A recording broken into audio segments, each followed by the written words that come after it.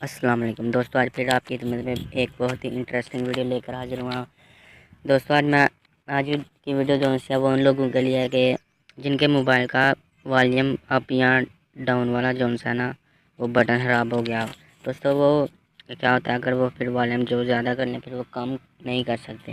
तो दोस्तों आज की वीडियो उन लोगों के लिए जिनके मोबाइल का बटन ख़राब हो गया हो, तो आज वो भी इस ऐप को यूज़ कर सकते हैं। जो सा है वो कोई मूवी वगैरह देख रहे हो, तो अगर आप कोई मूवी वगैरह देख रहे हैं तो आपने मोबाइल को उस एंगल से पकड़ा हुआ है कि आपको वॉल्यूम आप यहाँ कम ज़्यादा या कम नहीं कर सकते। तो आज की वीडियो शुरू करने से पहले आपसे एक छोटी सी रिक्वेस्ट है कि अगर आपने अभी तक हमारा चैनल सब्सक्राइब नहीं किया तो प्लीज़ इसे सब्सक्राइब कर लें, क्योंकि मैं डेली इस तरह की वीडियोज़ को अपलोड करता रहता हूँ। तो चलिए शुरू करते हैं।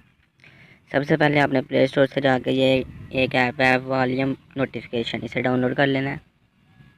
इसे डाउनलोड करने प्ले स्टोर से इजीली मिल जाएगी। वॉल्यूम नोटिफिकेशन को ओपन कर लें, तो देख लें आप दोस्तों।